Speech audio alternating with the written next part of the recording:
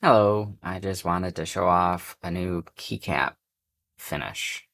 So this has some color changing mica powder, and I figured out how to tune the color flash. Because the way resin printing works, it aligns the platelets, so you get the color change effect concentrated on an axis. And like you'll see here, there's no color flash at all. Instead, it's just got a translucent, and these aren't clear coated. So with a clear, they would be even more transparent.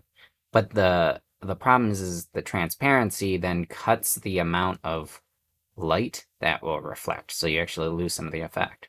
But I can now tune that color flash so it matches up with how you'll look at the keyboard eventually.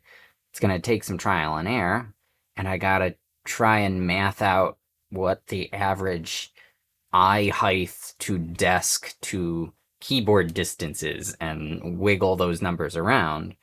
But I figured I'd show off an example of some of the cool keycap stuff I'm doing.